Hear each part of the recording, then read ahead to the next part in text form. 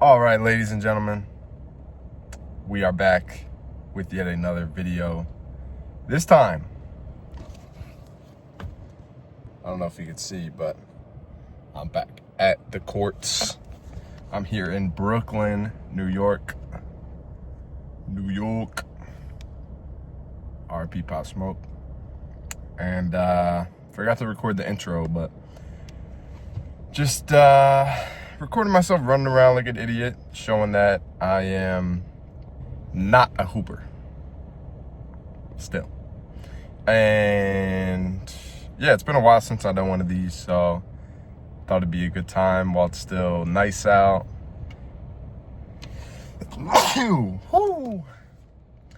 And yeah, let's get right into it.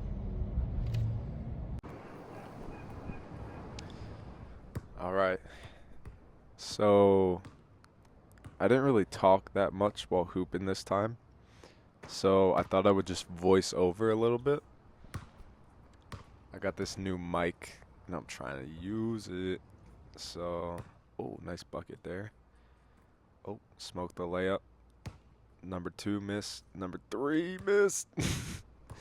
Third time's not the charm.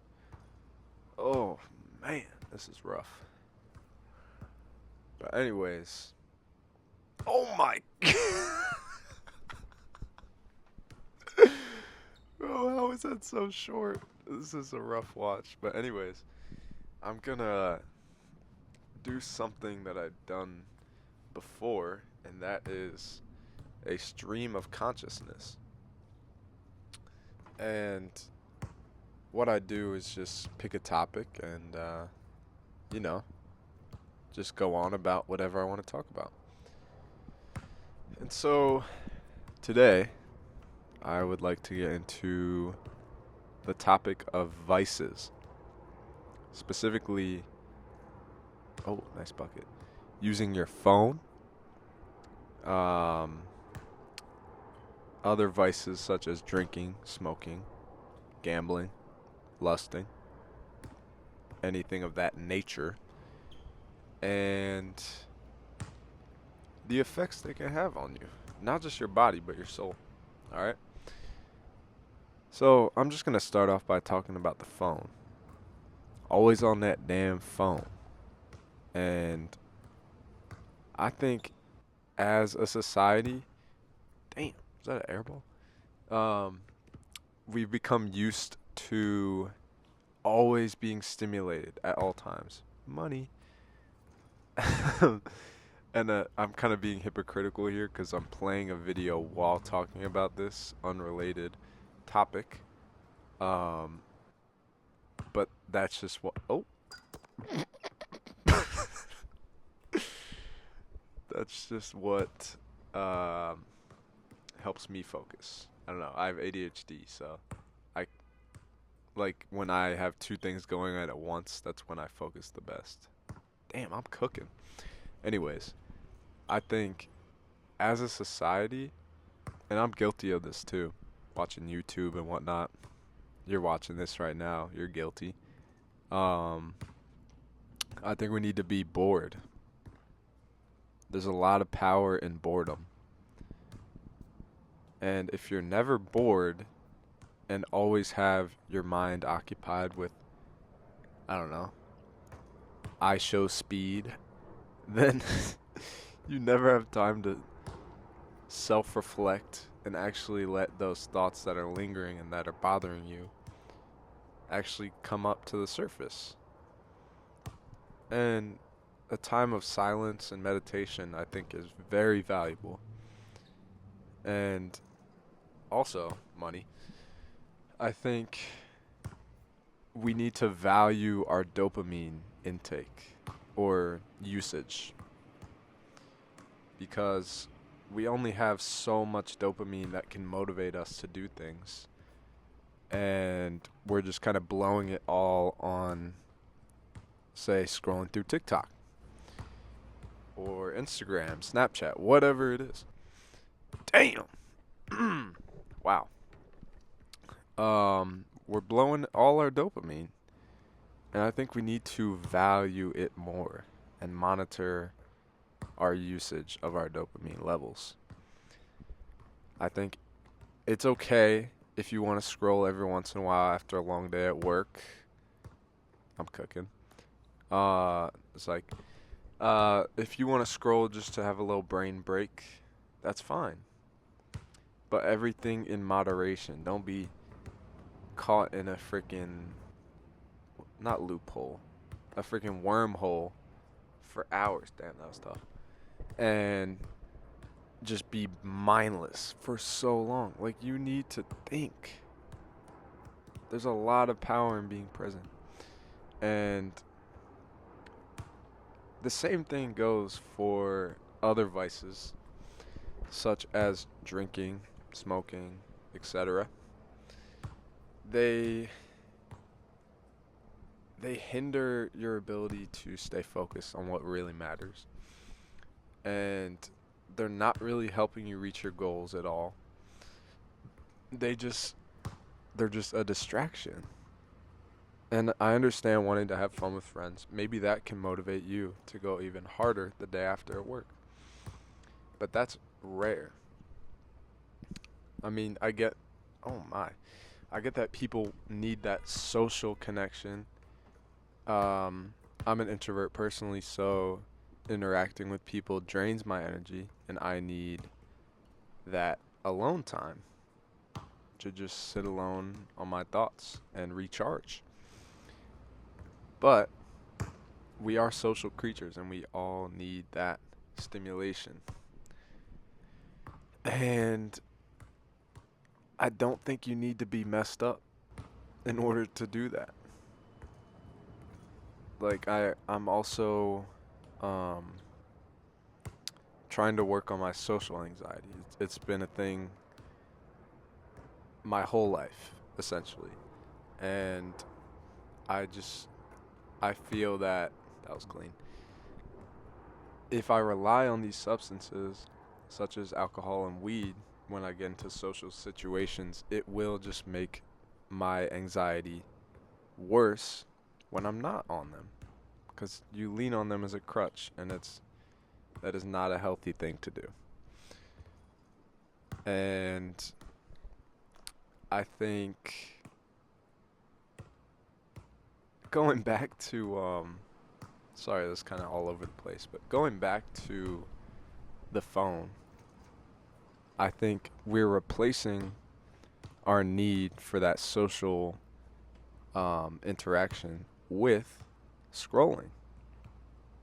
I think Instagram is the worst culprit because we see all these people from high school or our past life that we haven't kept in touch with whatsoever.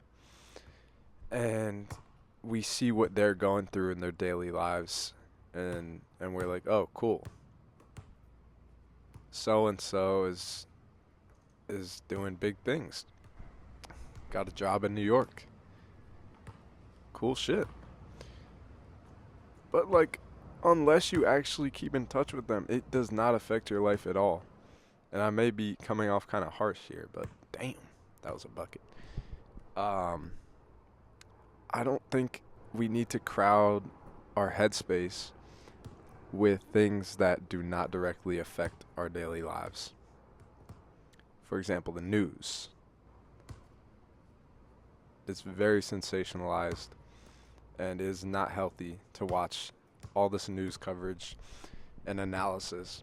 I think you should just make your own opinions. I'm going to make an entire video on that. But just don't give Instagram and social media so much power over yourself, because people compare. They see what other people are doing and like, wait, I'm not doing enough. And this is where those inner voices come from. You're comparing yourself to other people and you think you're not good enough. They have completely different circumstances. You cannot make that comparison. Holy shit. Can I make a freaking layup? Oh my god. Finally, I missed 5 in a row. 6 times the charm, I guess. Damn. But yeah, about inner voices. and self-doubt. I think this comes from people um, not believing us and saying we can't do something. Sometimes that can motivate you, but other times it can completely freeze you and hinder you to do the things you want. And I think we need to stop giving those inner voices so much power and let us determine what we do with our lives. And you should think of the self-doubt voices as hecklers, like at a baseball game. It's just some dumbass who's projecting his own insecurities on other people. It has nothing to do with you. So don't give it power over yourself. Treat these internal hecklers as they should be treated and ignore them. And you can hit them with logic and reasoning, and they don't like that because they're irrational. Irrational thoughts. And also with social media, everyone is insecure. Like, nobody has it all figured out. Seriously. It may seem that everyone has it all figured out, but in reality, they don't know shit. They don't know shit. So, just don't compare yourself to other people. They've lived different lives. They've had a different upbringing, different opportunities, different everything. So, I think it's only healthy to compare yourself to what you have done before and improve based on that. And it's great to use other people's stories as inspiration. That's awesome. But that's only temporary. Real intrinsic motivation comes from within, and us really wanting to do things in our heart and our soul. And I think that trying not to be anyone aside from, oh my goodness, way off. Trying to be someone else. Oh my god, can I lock in? Damn. Is just a distraction. And I think being unapologetically your real self is the biggest flex on earth. Forget Instagram and your what? Okay, there was wind. There was wind this time. It was blowing right to left. That's why all these balls are going way off. Money. But like, forget an Instagram post.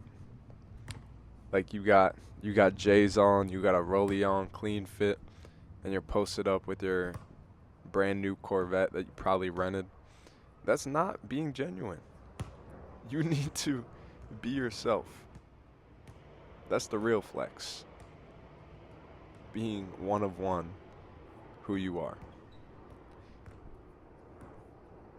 And I got into this in the last video, but, you know, just buying things to fit in is not, does not bring you value in the grand scheme of things. Like, sure, you can fit in with the trend for a little while, but, like, what is that doing for you? Just wear what you think is cool, bro, honestly.